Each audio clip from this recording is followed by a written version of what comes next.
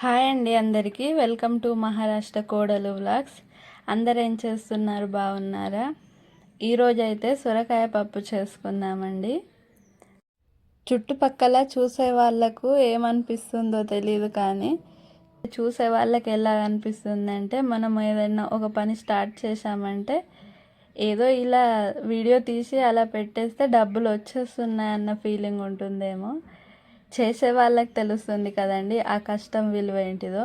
చిన్నపిల్లల్ని పట్టుకొని అవన్నీ పనులు చేసుకుంటూ వీడియో తీసి ఎడిటింగ్ చేసుకొని అప్లోడ్ చేసుకోవాలంటే ఎంత కష్టం ఉంటుందో చేసే వాళ్ళకే అర్థమవుతుంది. చూసే వాళ్ళకి ఏముంది, ఇలా ఏముంది, ఏం చేసినా చేయకున్నా డబ్బులు వచ్చేస్తాయి అని అనుకుంటారేమో. ఇలా 4 వీడియోలు అప్లోడ్ చేయగానే డబ్బులు వచ్చేస్తాయా? వీళ్ళకి ఎక్కడ డబ్బులు వస్తున్నాయో, వీళ్ళు ఎక్కడ బాగా బతుకుతారో అన్న ఫీలింగే ఎక్కువ ఉంటుంది.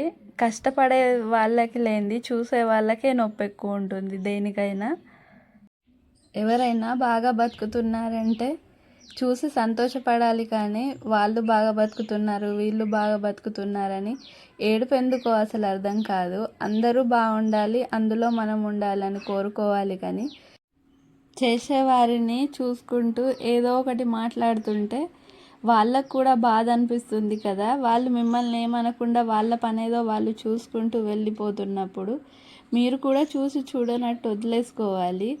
అది లేదు, వేరే వాళ్ళని ఎలా బాధ పెట్టాలా అని ఆలోచిస్తారేమో కొందరు. సరే పోనీలేండి, మనం చేసుకునే వంట గురించి మాట్లాడుకుందాం. ఒక పక్కనైతే అన్నం పెట్టేశాను, అన్నం కూడా ఉడికిపోయింది. మరో పక్కన పప్పు కోసం పోపు వేసుకుంటున్నాను. ముందుగా స్టవ్ పైన కుక్కర్ పెట్టుకొని అందులో ఆయిల్ వేసుకోవాలి. ఆయిల్ హీట్ ఎక్కాక కొన్ని ఆవాలు వేసుకొని ఉల్లిగడ్డ, పచ్చిమిర్చి వేసుకోవాలి. అవి బాగా వేగిపోయాక అందులోకి మనం దంచి పెట్టుకున్న వెల్లుల్లి, జీలకర్ర వేసుకొని బాగా కలుపుకోవాలి.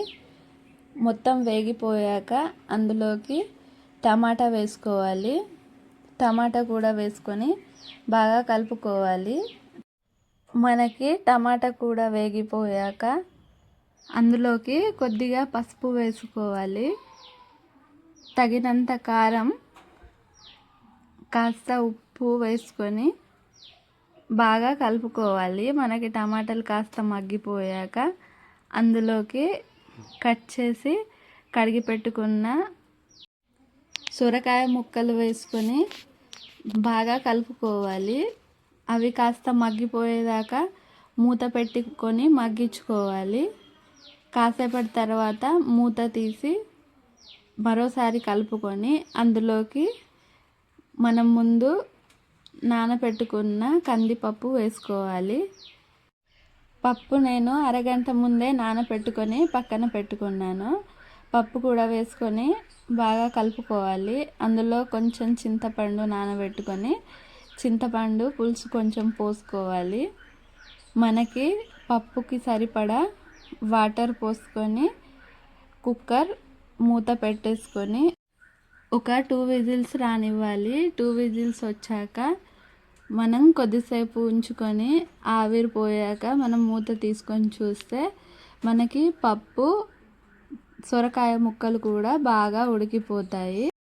అందులోకి కొద్దిగా కొత్తిమీర వేసుకొని పక్కన పెట్టుకోవాలి. నేను ఇక్కడ చింతపండు చారు చేస్తున్నానండి. దీన్ని మరాఠీలో సుందరి అని అంటారంట, మా వారు అంటుండే. అందులోకి పోపు పెట్టుకుంటున్నాను. ముందుగా స్టవ్ పైన ఒక గిన్నె పెట్టుకోవాలి.